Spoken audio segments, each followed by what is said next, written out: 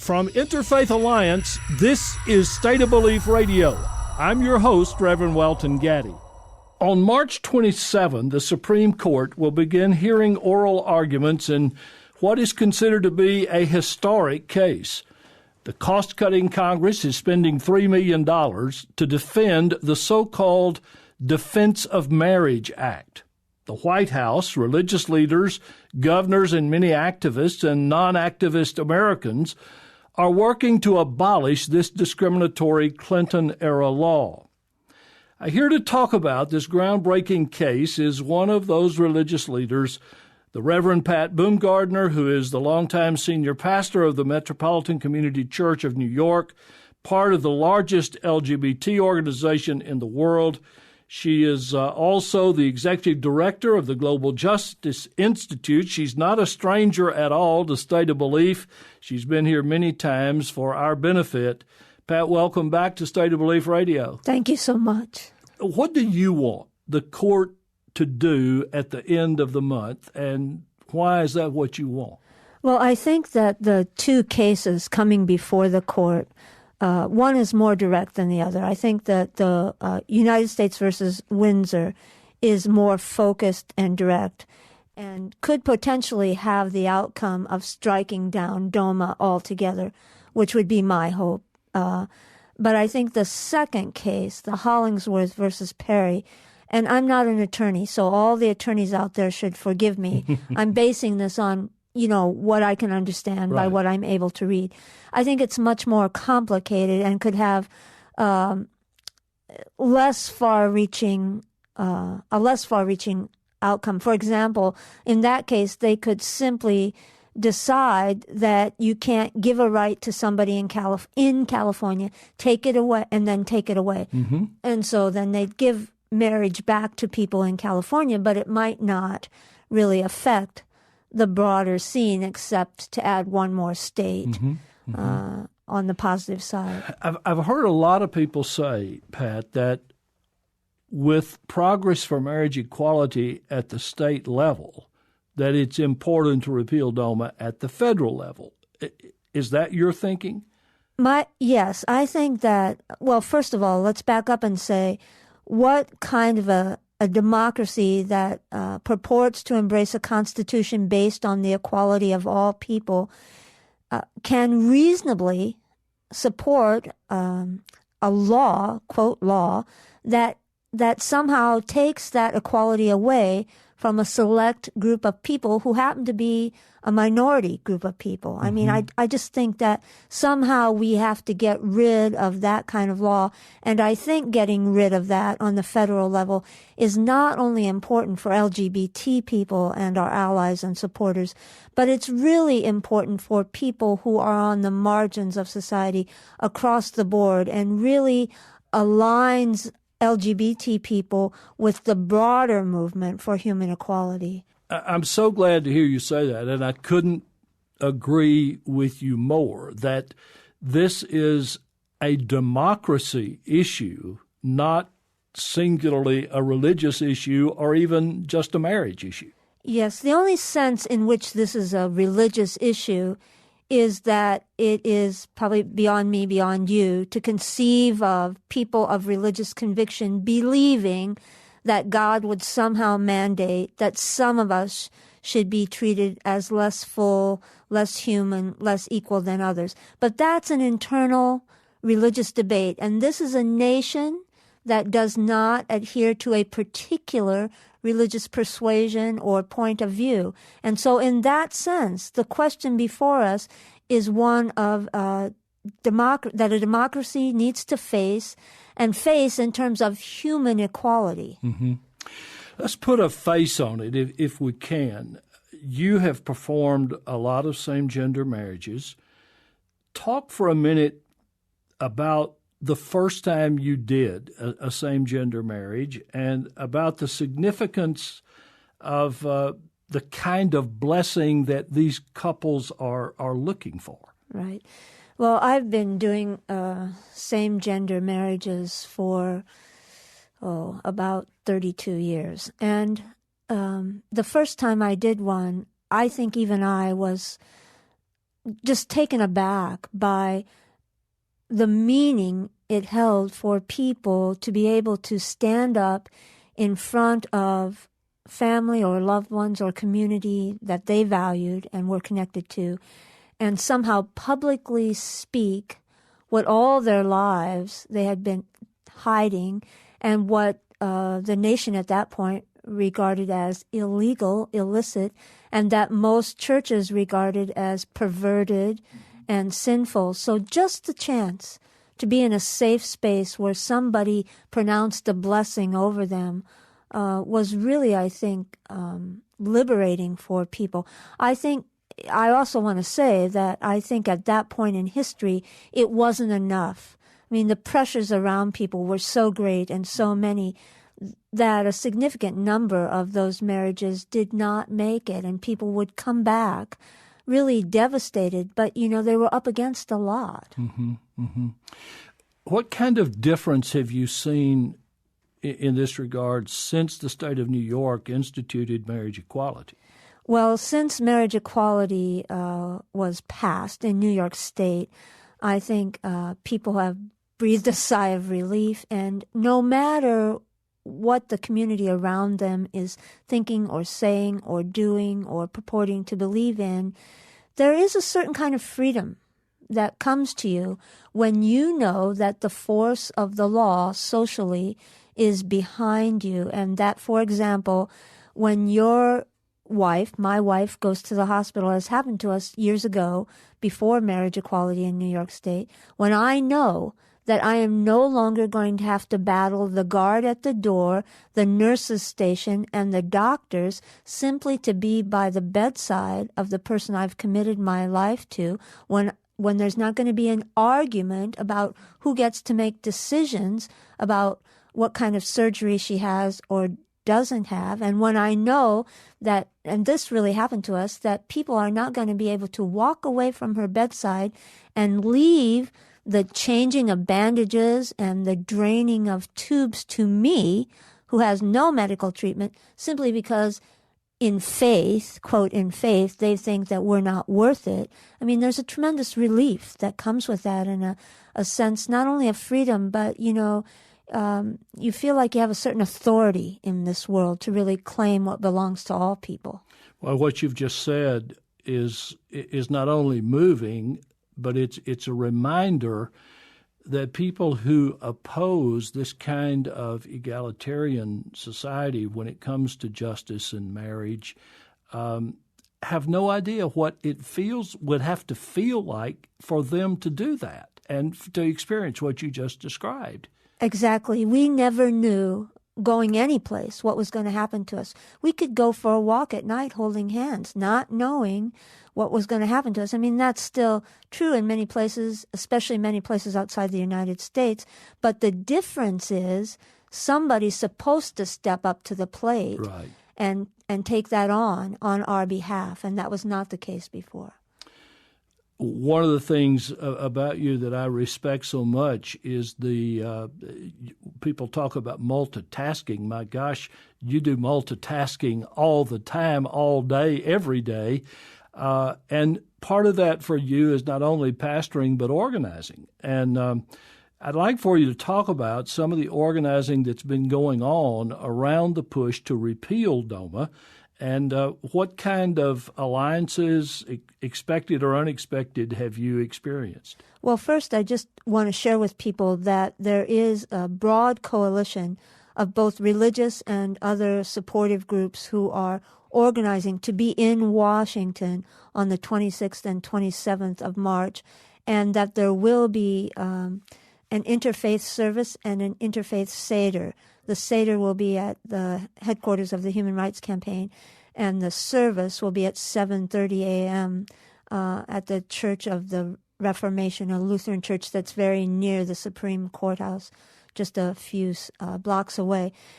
But I think, of greater interest probably to people like you and I is just the people outside of faith traditions who have come together in support of this. There are many human rights advocates. I think I personally was really moved by President Clinton, who has nothing to gain from this any longer, stepping up to the plate and having the courage to say, I made a mistake.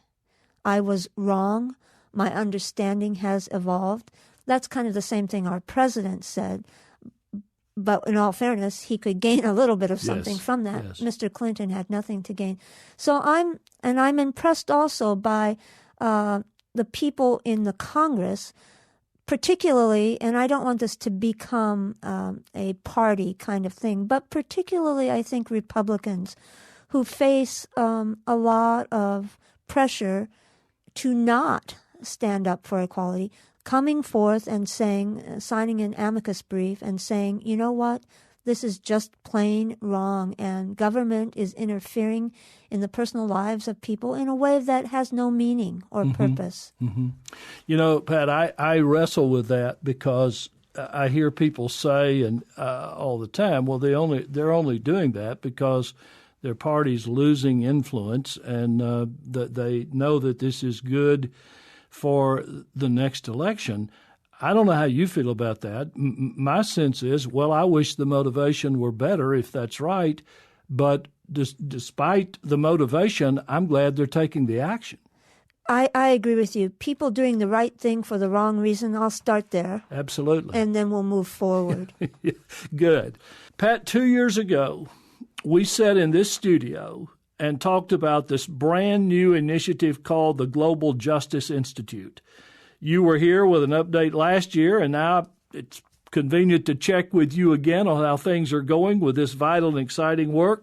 Tell us what's happening. Well, there's lots happening. This past year has been really quite exciting for us, I think, on many fronts. One of our projects that's emerging in Africa is a project called the Coalition of Affirming Africans, and it is a group of African clergy who are stepping forward to say, wait a minute, whatever we believe about LGBT people and the Bible, certainly we don't believe that people should be executed or spend their life in prison for who they are. So that coalition and its formation is probably one of the most exciting and I think potentially one of the most life-changing things that's happening, not only for people on the ground, primarily in East Africa, Uganda, Rwanda, and Kenya, but also encompassing South Africa, a bit of Zimbabwe, and maybe a little bit north of that. But also, I think, for the world. It's,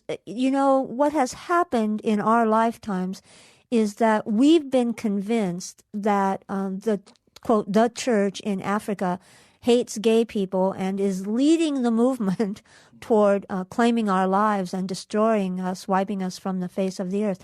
And that's not really the case. In my opinion, that more reflects the voice of European and Western evangelists who are seeking input in Africa because they've lost their power base in the West. That said, another, I think, really exciting thing for me is this year we're forming a partnership with a group in Costa Rica to start a project that will deal with gay men largely who've, because of their lives, become involved with drugs and ended up on the street doing the things that people do to survive on the street. And this project seeks to bring them in and make a long-term commitment to their health and well-being, help them not only get sober and clean, but learn a job skill and reintegrate them into society. So I'm really excited about that. I'm also very, very excited about the work we're doing in Eastern Europe. We were part of the first ever LGBT faith retreat in Russia. And I just think that's really exciting. The work that the partnership we've formed in Romania with a group called ECPI, linking not only LGBT rights together, but linking that movement with the rights for women and women's equality and reproductive rights for women. So I think those three things are very, very exciting to me. Absolutely. And I'd like to keep going on the international community because you're so effective there. But as you were talking, I was thinking about people in the United States who are in these justice movements that reach out around the world. And the question comes to mind in talking to these people, inspiring them to do this work, looking not only abroad but at what's happening in the United States. What do you say to them about the potential of the justice system in the United States being supportive of social change? Well, I think that's a great question, and I think we have a great example that just happened less than a month ago when Mexico, the Supreme Court there, ruled in favor of marriage equality. It cited 2 cases from the United States, and they had nothing to do with LGBT people specifically. It was Brown versus Board of Education and Loving versus Virginia. And to my way of thinking, that court brought together in that one decision what we've been working for years, essentially saying, human rights are one across the board, and we need to look at the big picture here. And the rights of one group really are connected to the rights of another group. And when we make a decision for or against a group of people because of their minority status, that's affecting people across the globe, and we need to see those links and articulate them. So I was just overjoyed with the Mexico decision. Well, it's such a great answer to that question, too, and an illustration that is as recent as our memories embrace. One other question along those lines, because I know that you face it, I face it. I'm curious as to what you say these days when you meet one of these people that say, you all are so wrong about what the Bible says about same-gender relationships, and now you're trying to ruin our country with this anti-biblical material. What do you say to them? Well, I think of many things to say, but I'm sure you do. Somewhat, I refrain from many of those things. Generally speaking, I try to play offense, not defense, because I've come to believe with my whole heart that the Bible doesn't condemn anyone across the board. That's not what that book's about. It's about people over time wrestling with the love of God for all the people of God and what that means and what that calls them to. And I say to people, if you're open to it, I'd be happy to talk about those scriptures with you. And I'd be happy to share with you some of the stories in that very book that I think really support my position, not just debunk the myths around condemning gay people, but, tell the stories of people like Jonathan and David and what they were doing in the bushes and what, David mandated that all Israel commit to memory and recorded in the book of justice, those kind of stories, or the story of Ruth and Naomi. I think we have to ask ourselves the question, why is that story, the scripture, used more than any other at weddings across the board in the United States? And is it because we have no better example of two people committing their lives to each other in love against the social odds, no matter what was against them? So I'm happy to talk to people, but I won't defend myself anymore. Good for you. It's time for us to go, but you have to give us the contact for Global Justice Institute just so people will have it fresh on their minds. How do they get in touch with you? To get in touch with you, there's a lot of things you can do. You can write to me at rvpatmccny.org, or you can go to the website www.mccchurches.org and then go to the Global Justice page. In just a few days, we're going to have a new Global Justice website, but I've missed it by a few days. There's also, for people who would like to support particular projects around the world. So, for example, let's say you're interested in Eastern Europe or you're interested in Uganda. There's a new giving link available at the Global Justice page, and you can actually direct your support. The Reverend Pat Bumgardner is senior pastor at the Metropolitan Community Church of New York. She's also the executive director of the Global Justice Institute and a very, very busy person. But it is always great to have you in a studio and to sit across from you and talk and be able to see the passion as well as to hear it. I know we'll keep working together toward achieving a prophetic act of radical justice from the Supreme Court in the very near future and beyond. And Pat, I have to say that one of the things that I admire in you is that you're not going to go on the defensive. You're going to be who you are. And even when you're tired from doing good works, you're still feisty. And I like that. Thank you.